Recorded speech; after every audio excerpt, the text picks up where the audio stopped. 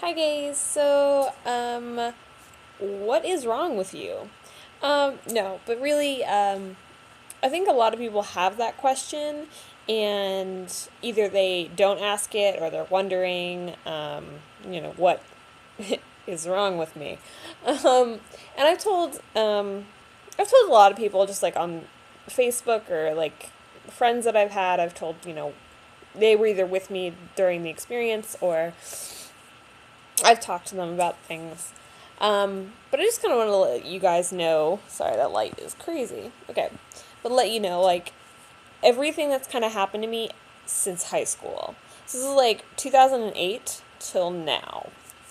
Um, a lot of things have happened just like emotionally, like bad choices I've made, abusive relationships,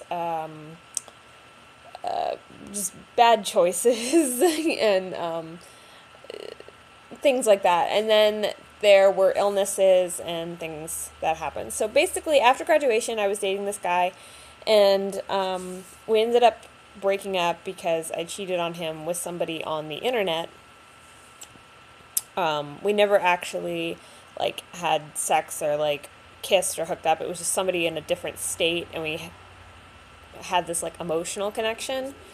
And me and my boyfriend ended up breaking up over that, and that was really a really traumatic experience. And I still haven't really forgiven myself for that. And it was just really hard on him, and there was a lot of drama and really horrible things that happened during that time. We were broken up for about 4.5 months, and during that time, I was in two or three relationships that were verbally abusive or emotionally abusive. I've never been in a physical abusive relationship, at least not at that time. So it ended up that we got back together. And we stayed together for about a year and a half, and then we broke up. And about that time, it was 2010. I had some family issues that were going on, illnesses, and they were in the hospital and things like that. And I dropped out of beauty school. I was going to be a cosmetologist. So I dropped out of beauty school. Me and my boyfriend broke up, and September, no, it was August. End of August, I was at my sister's house visiting, and I woke up and I had a stiff neck. And I thought maybe I was sleeping on a sleeper sofa. Maybe I just slept on it funny. So I went out the rest of the day. I went to my nephew's birthday party and told my mom what was going on. And she was just like, oh, you probably slept on it funny, whatever. A week goes by of me not being able to turn my head more than like that. I couldn't move it more than like that. And it was so painful. And then I started getting like excruciating pain at the back of my skull, like at the base of my skull, that would shoot through to my eyeballs. So that went on for about a week. Actually, no, it went on for like 2 weeks. And then I finally went to the doctor, my primary care doctor, and I told him what was going on. And he was like, sounds like a muscle spasm, but since your sister has a history of a pituitary tumor, we're gonna have a CAT scan in I think it was like a week. So he gave me some Flexeril, and I went home, and it didn't even touch the pain. Later that night, I was like, Mom, my face feels funny. And she said, what do you mean? I was like, well, I feel like I can't move my face as well. Like, it feels, like, draggy. And she said, lift your eyebrows. So I was like, okay. And I went to lift both of them, and they lift now. But when I went to lift them, only one eyebrow went up. And she was like, smile. And when I smiled, it wasn't normal, it was like that. So the whole left side of my face was paralyzed. So she was like, okay, we need to go to the emergency room now. So we went to the emergency room. I got in to see a doctor, and we ended up doing a spinal tap. And if you don't know what that is, it's where they take a needle that's about 3.5 inches long, and you curl up in a ball on your side and like tuck yourself so that your vertebrae in your back spread apart. And basically, they take this needle and they shove it through the vertebrae into your spinal cord. And extract fluid. So she took 4 vials of fluid. But she knew, like, when she saw my face and I told her everything that had been going on, she was like, "You have Lyme's meningitis." And I was like, "Lyme's meningitis? What is that?" She's like, "It's Lyme's disease and meningitis, but they hit you at the same time." And I was like, what? So she was like, "But we got to run the test just to be sure, but I'm positive this is what you have." So they admitted me, and they gave me morphine, and morphine was the only thing that made my headache and the pain go away. Like, we had tried other stuff, nothing worked. Morphine, it all stopped. So imagine, like, 2 weeks of, like, excruciating, horrible pain, and then all of a sudden just being like, it's gone. So yeah, they admitted me, and then the only time I cried was, it was like 3 a.m. We had been there all day and all night, and they admitted us around like 1 a.m. So around 3:30, like, the nurses come in periodically to check on you and to take blood and stuff. She came in and they had poked so many holes in, like, my arms that she couldn't get a vein. And my veins are kind of weird anyway. Like, they go to stick the needle in and they go boop. Like, they bend. They're like, "No, don't touch me." And so they were, like, wiggling all over the place. But anyway, she stuck me and she moved, like, dug the needle around trying to find the vein. Couldn't get it. Pulled it out. Stuck me again. She stuck me, like, 4 times. And by that time, I was, like, bawling and crying. And it wasn't even, like, that it hurt that bad. It's just I was so exhausted. I was in so much pain. And it did hurt a little bit. And she was like, "Oh, I'm so sorry. I'm so sorry." I'm like, "No, it's okay. You're just doing your job. I totally understand."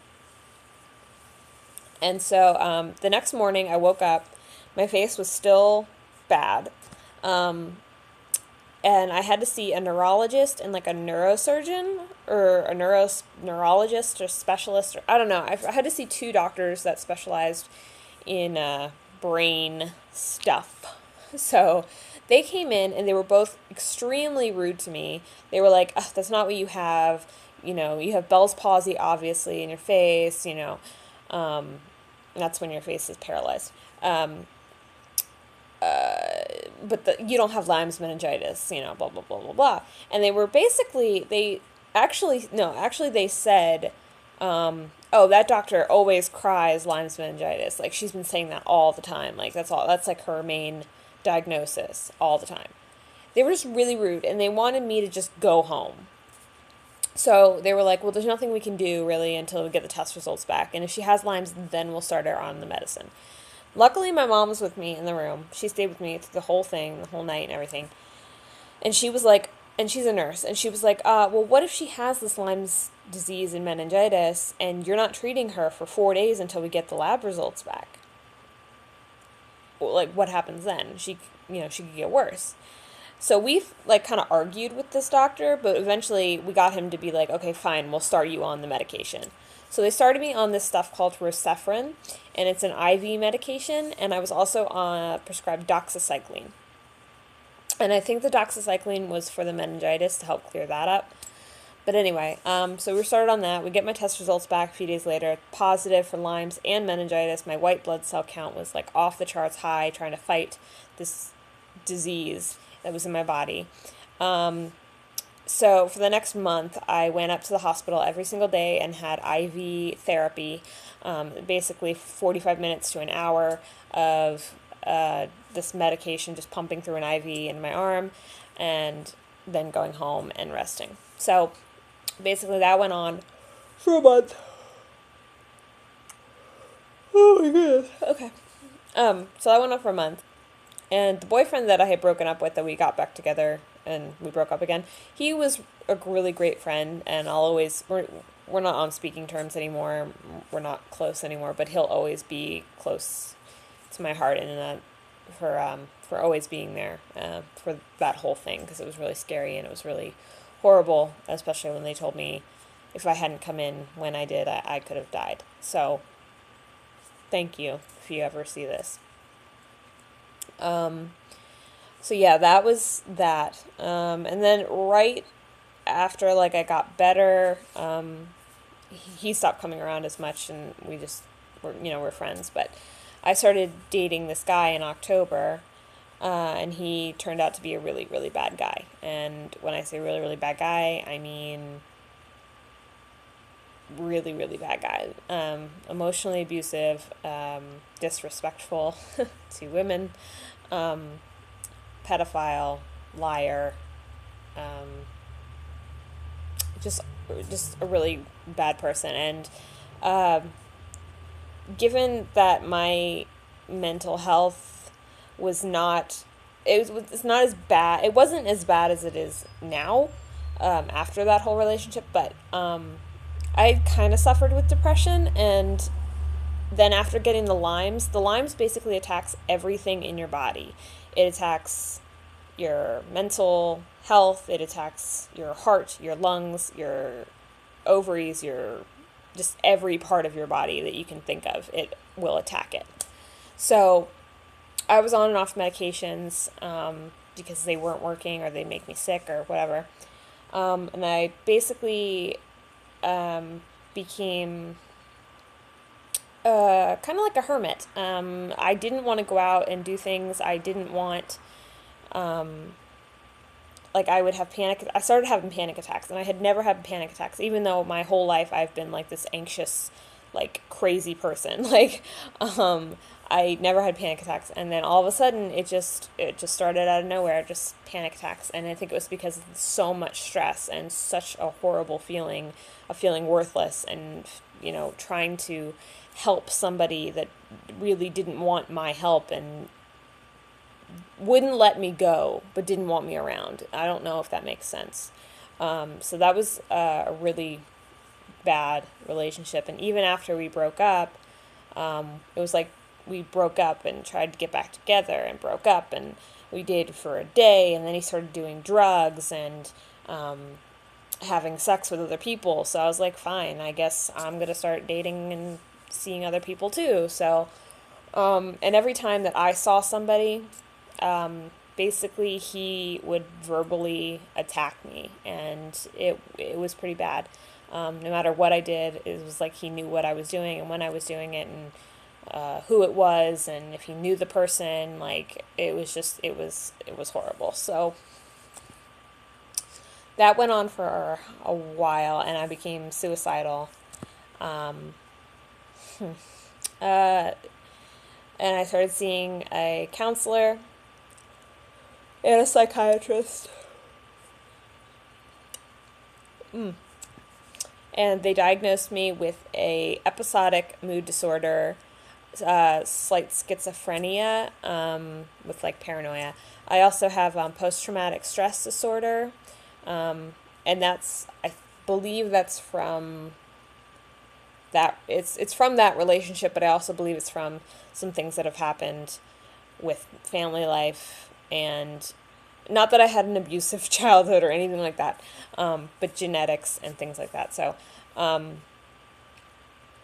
yeah, they diagnosed me with that, and severe social anxiety and severe generalized anxiety disorder, and agoraphobia. I don't know if I mentioned that. I also have that. So, yeah, so that's like the list of what's wrong with me. Like, mood disorder. They thought I was bipolar, and I've been on like every kind of medication that you can name, except for like Effexor, and there's probably a few, but I've been on. Okay, I'm gonna name them for you: Celexa, Prozac, Paxil, lithium, Seroquel, Risperidone. I think they might be the same thing.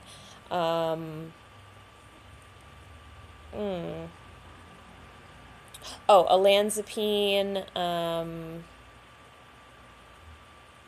I'm on Xanax. I know there's more, but I can't really think. I can't think. I have really bad memory problems. But anyway, just recently, and when I say recently, I mean like within the past year. Okay, so after the relationship finally ended, I started dating this guy who's now my husband, Kyle. when we started dating, the ex-boyfriend, who was crazy, decided that he was gonna stalk me and drive by my house and get my phone number and threatened to hurt my boyfriend. And it was really scary. I had a little sister, and knowing that he was, a pedophile, he knew where she worked. She was driving at the time. It scared me. So, and like my dad eventually went out and bought protection for our house and for us because that's how bad it got.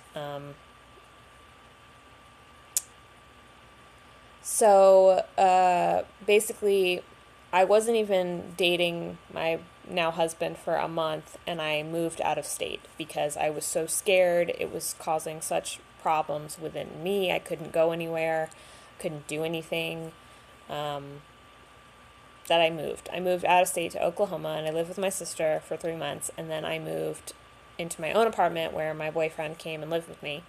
And we were out there, and that 6 month period that we were out there was just amazing. It was just like the greatest, most happiest I've ever been. We got pregnant. And he couldn't find a job, and my panic disorder got so bad because I had a doctor that was refusing to believe me that I actually had an anxiety and post-traumatic stress disorder. She just didn't believe me. So she took my Xanax and she kept cutting it every single time I saw her. And I told her, I was like, I'm not getting better. This isn't getting any easier. I'm going through withdrawals, and I've been on this for so long. This could kill me, if I have a really bad attack. And she was just like, do you see what this is doing to you? Look at yourself. You're pathetic. She basically called me pathetic, and that I was making it up, and that I was a drug abuser. I have never smoked pot. I've never been drunk. I've never taken pills when I didn't need them. And when I say need them, I mean I have a backache and I took a Tylenol. I don't take prescription painkillers. I don't do any of that stuff, and I never would. And she did not understand that. She just thought that I was a drug seeker. She thought that I was, a pill abuser, and that I was on. The first time I ever went and saw her, I told her the medications I was on, and she was like, that's too much. And then she stuck me on lithium. What logic is that? What? So yeah, I was on lithium and Seroquel at the same time, and then Xanax. They weren't helping. So we got pregnant. I stopped all my medications except for the Xanax when I would have a panic attack, because I know that's not good for the heart, and it would not be good for the baby to go through withdrawal. So I only took the Xanax. And I lost my job because my panic attacks got so bad, and I didn't have my medication to stop them.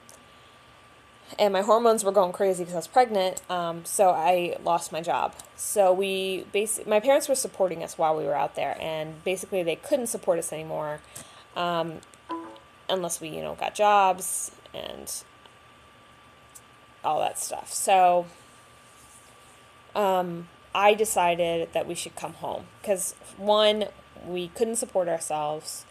2, I didn't know if Kyle wanted to be a father, marry me. I didn't know what he wanted. He seemed really depressed, and I found out later that he was really depressed out there. There was just all these reasons, and I didn't want to go through pregnancy alone. It's a really scary thing to be young and pregnant, and being the first time being really far away from your parents, and that happened. It's really scary. So we came back, and we were living with my parents.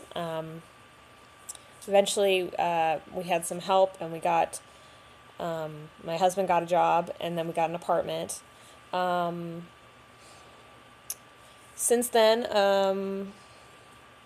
I really haven't been on any steady medications.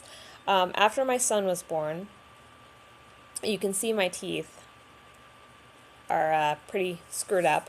I had just a cavity, and then it just decayed and broke off, and over the course of a year and a half, 2 years, this is kind of what's happened. So that's that. Well, I found out was, Invega is another medicine. That's the one that sent me to the hospital. I was taking this medication, and all of a sudden I thought that I was going to kill myself, seriously kill myself, like not just, I'm suicidal. No, I thought I was going to kill myself and kill somebody else. I was going to hunt them down and murder them. So it scared me so bad that I went to the hospital. I went to the hospital, they took blood, they asked me a bunch of questions. I was in a room, saw a bunch of therapists and psychiatrists and blah, blah, blah, blah, blah. And finally a doctor came in, he said, your thyroid is off the charts crazy. And I was like, what does that mean? He's like, well, that could mean, that could be why you're feeling this way, and you should get that checked out.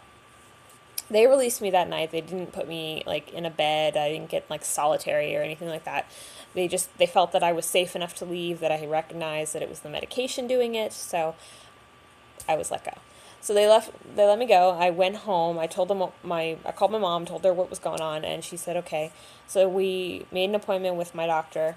He tested my levels and found out I have hyperthyroidism. The thyroid is located right here. It basically controls all of your hormones. It controls, like, everything in your body. So if it's out of whack, like, that's the first thing that they test for when somebody comes in that's, like, going crazy, or they think they're going crazy, or they're having panic attacks, and they're losing and gaining a ton of weight, and they're sick all the time, and, like, suicidal people. That's the first thing they test, is to see if your thyroid is out of whack. Mine's out of whack. I can't remember. I think, like, the normal, I'm just going to use this as an example just to give you an idea. Like, say the normal levels was 0 to 100. I was at 400. So it was extremely, extremely high. So I was prescribed a medication that I was supposed to take twice a day.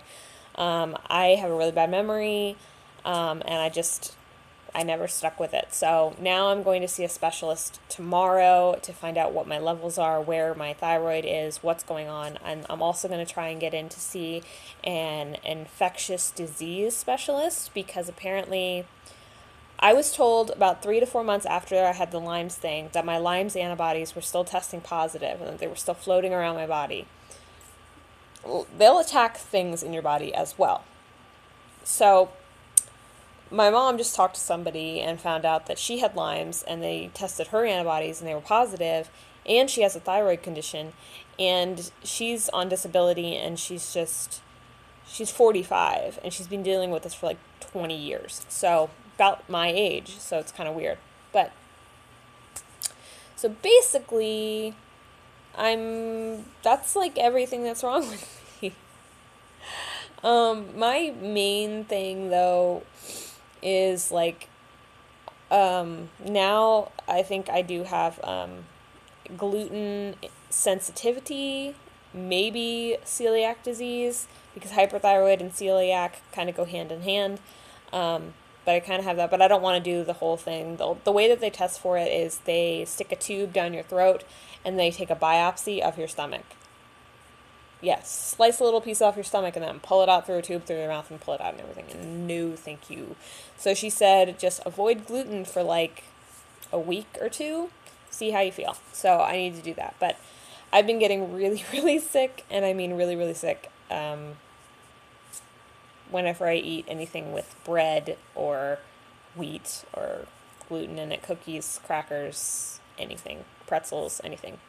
This makes me sick. So I need to do that. I need to stop doing that, but I'm a compulsive person. So yeah, so now I'm on the road to recovery, kind of, sort of. So, but yeah, that is the rundown of what is wrong with me. I'm probably, like, there's probably things that I've forgotten about that have also contributed to this, but mainly it's anxiety that keeps me from pressing on. So I'm trying to fight through that. I'm actually trying to go back to cosmetology school. I have a meeting on Tuesday with the school. I called and talked to them, and they're like, oh my God, we remember you. And I'm like, oh yeah. So I'm going to go back and talk to them and see if I can get the tuition. I think I was already approved for everything, but my dad's disabled veteran, so I can actually get paid to go to school. So we're going to try and get that together so I can get paid to go to school, bring in an income. Then if I find out from these specialists that I need to be on disability, I can get disability, still go to school, and then have, just something. But I'm hoping that I can just get on medications, I can continue with my therapy, and get better, because I'm tired of living like this, and, I'm going to start crying if I start talking about it too much, but, my husband deserves better than this, and this. This is all impulsive things I do when I get anxious. I shave my head, I cut my hair, I shave my eyebrows. So, I used to cut. That's a burn. That was an accident. That was a burn. That was an accident. But all this, you can't really see it, but yeah, you can. Yeah, that was an accident. My doctor was like, "Oh, it'll just blend in with the rest of your scars," and I was like, "Thanks, that makes me feel better." But yeah, I used to do all that. So hopefully that I will get better. If you guys think, and this is a problem, this is a mistake that I made. If you think there is something seriously wrong with you, don't WebMD it. Don't be like, "Oh my God, this is what I have," and try to medicate yourself. Go to a doctor, and if you have the insurance, you request tests, request all this stuff, because I've been living since 2008. It's 2014. I thought I was depressed. And since I was a kid, I've had problems like digestive problems. I was diagnosed with heartburn and GERD, sorry, and all these problems. And they're all linked to my thyroid. And all the other crap that I have is also linked to the Lyme's meningitis. Go to your doctor, and if you have a doctor that just doesn't want to listen to you and he tells you just to go exercise or you can make your life better. No, if there's something seriously wrong with you that you can't control, go to your doctor, ask to get tested for everything. And I mean everything. Just be like, if my insurance will cover for it, test me for it. I don't care. Test me for it. Because you don't want to be in a situation where your body just basically gives out. And my body is giving out. And my teeth, my skin, my hair, my nails, my body, my ovaries, my just everything is, and I am at such a high risk for all kinds of cancers now because of these conditions that I have. Go get tested. Go get a workup done on your body. Make sure that everything is good to go and that you are healthy. Try to eat better. I'm trying. I'm not succeeding at it at all, but try to do better. And I'm realizing that we only have this one life. We have this one body. And if you don't take care of it, it's gonna give out on you. And you could die when you're 20. You could die when you're 23. So go get tested and get checked out. And if you're ever in an abusive relationship, don't stay with that person. And I know that's hard because when I was in that relationship, all I could think was, I can make this better and I can fix him. And he doesn't mean to be this way. He was brought up in a bad situation and I can fix it and I can make him better. You can't make him better. You can't make her better. You can't make them better. You can't change anybody as much as you want to. And that's something I've had a really, really, really hard time letting go of, is that I can't save everybody. And that's all I really want to do, is I want to help people. I want to help people feel good about themselves, and I want people to be healthy. Which is weird because I don't do any of that for myself. But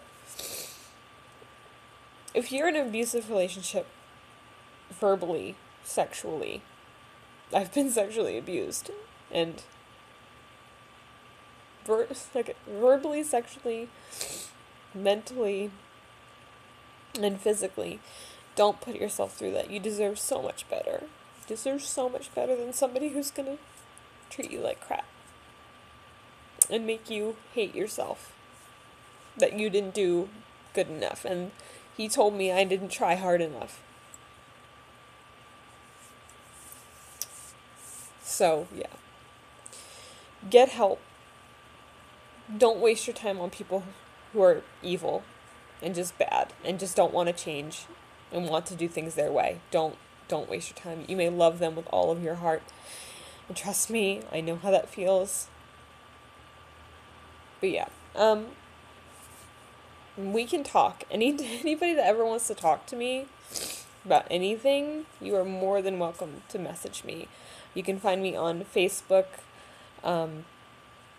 You can message me on here or comment, and we can talk. I want to talk to you guys. So, I hope this video, it kind of took a weird turn towards the end, but I hope this video kind of helped you, and even if it just helped one person, that's good for me. So, thanks guys. I love you. You're beautiful, and you're worth every, there you can see it now. You're worth everything to me. So, you're beautiful. I love you guys. Thanks for watching my long, drawn out video.